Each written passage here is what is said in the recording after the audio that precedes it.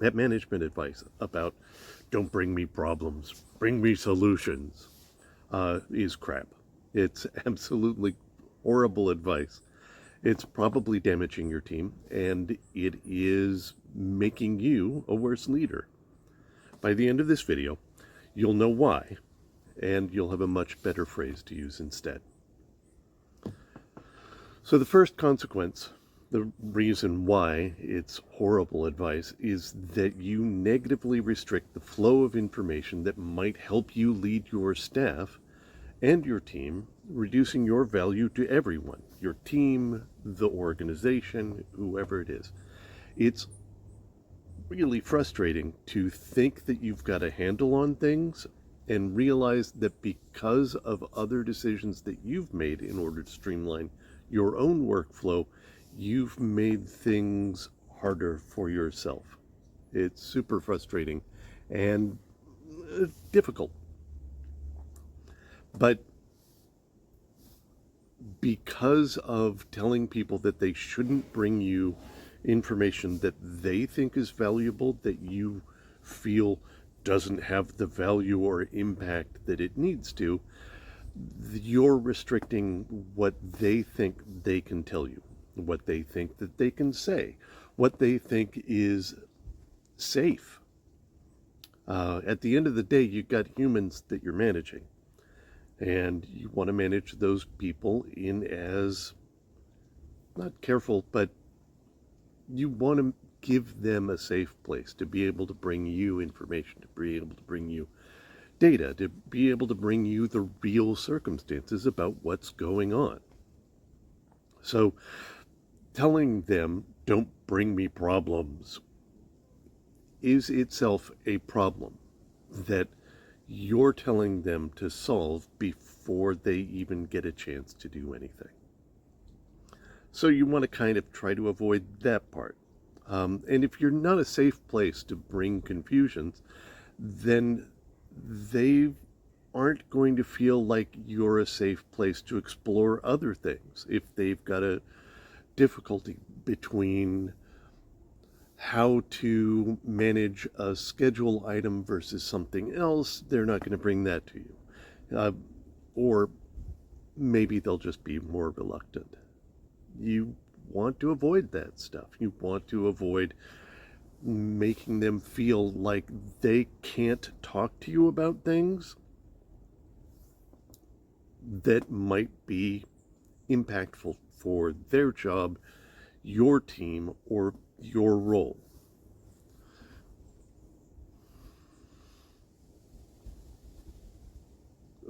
The other issue is that you'll be lacking the strategy. In management, it's helpful to have as much information as you can, and restricting the flow of information restricts the data points that might allow you to create the best strategies for yourself, for your team, for the organization. You've got a greater responsibility. If you don't have the underpinning understandings, it's a lot of under, if you don't have all of that as a means of understanding what's going on, then your ability to make strategy for your team, for yourself, for the organization is limited. You want to have all of those pieces put together just for your own well-being and safety.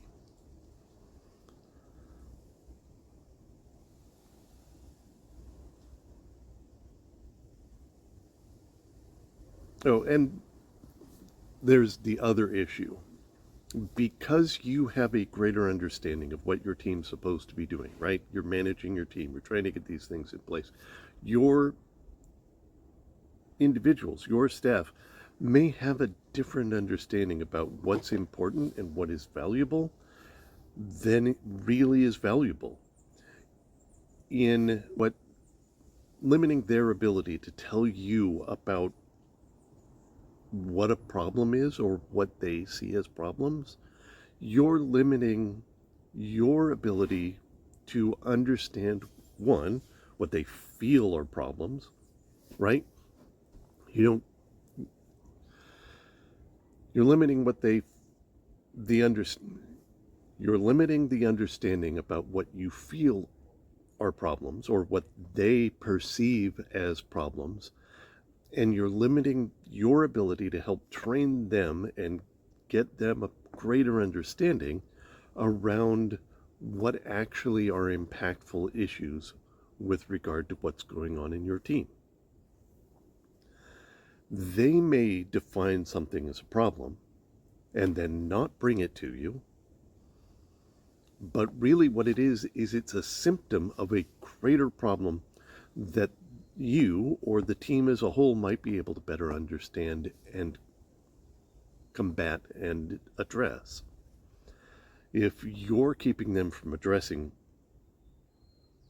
problems, then you don't get to understand those. And if you don't understand them, then you can't help guide them to a better understanding of how to be more impactful in their role. You're just going to make assumptions about what they're doing, and that's not really going to help them or you or the organization. And ultimately, you helping the organization and making the organization more effective is what's going to make you more effective as a manager and get you the opportunity to move up. So what's the big idea? You need two things. You need a playbook for the known, and you need a sandbox for the unknown. So a playbook for the known handles routine issues, handles things that you and your team can put together. Having that playbook, that happens. A whole bunch of algorithms that allow you to better understand what's going on, who should address it, how things are addressed. I know this is general standard procedure for most teams, but if you're a new manager, you may not have that built up already, and building that out and doing it building it out and having that together with your team, that's kind of crucial stuff, and you really want to have that put together. So make sure in your team meetings you're setting aside some time to build those algorithms. If we run into a P2 issue, here's how it gets handled, etc. The other part that you want to have put in place is the sandbox for the unknown. If your staff encounters an issue, how does it get handled? How does it get reported? How do you document that stuff? You want to know how to handle it, how to document it, and how to report it back to the rest of the team. Documentation will help, but if that documentation isn't brought back into the team, if there isn't a process for being aware of those things, then the team's never going to see it. It's never really going to be addressed. So the documentation isn't actually going to get addressed. And then everybody's just going to be straight frustrated that they're doing that documentation and nobody's paying attention. So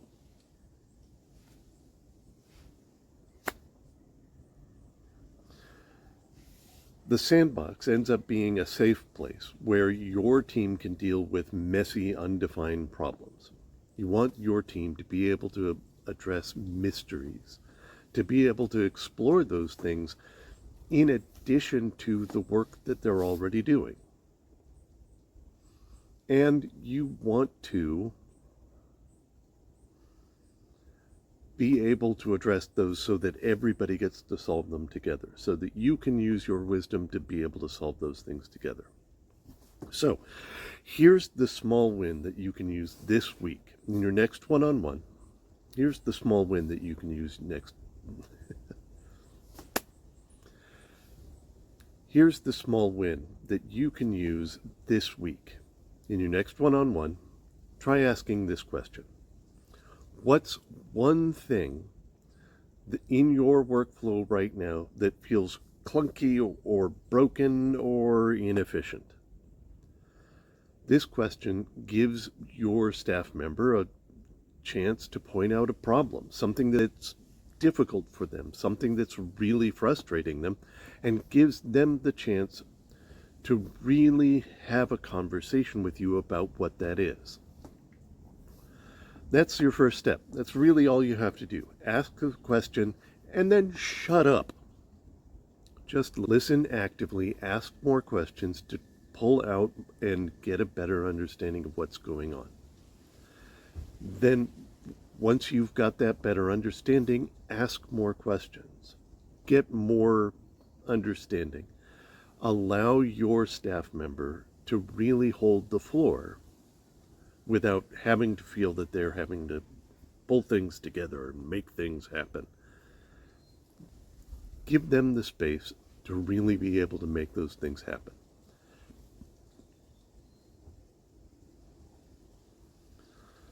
So,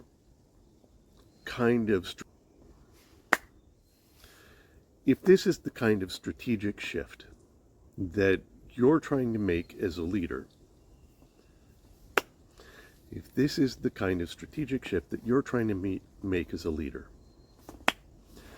if this is the kind of strategic shift that you're trying to make as a leader, this is exactly what we work on in my 4-week program, the Human Leadership Stack. To see if it's a good fit for you, to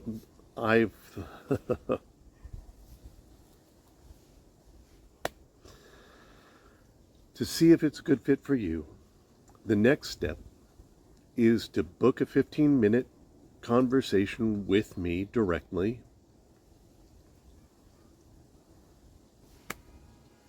To see if it's a good fit for you, the next step is to book a 15-minute conversation with me. The link is in the description below. Click that link, book a call, and let's talk.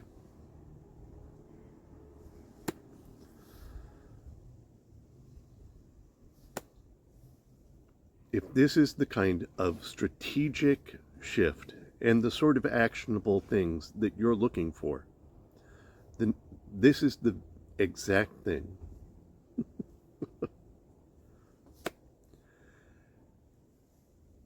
If this is the kind of strategic shift that you're looking to implement in your management career, and these are the sort of actionable items that you're looking to get a better understanding of, this is exactly the thing that we work on in my 4-week Human Stack program. The next step would be to have a conversation together, you and I, where we look and see if that's a good fit for you. The link to the link to the conversation is in the meeting.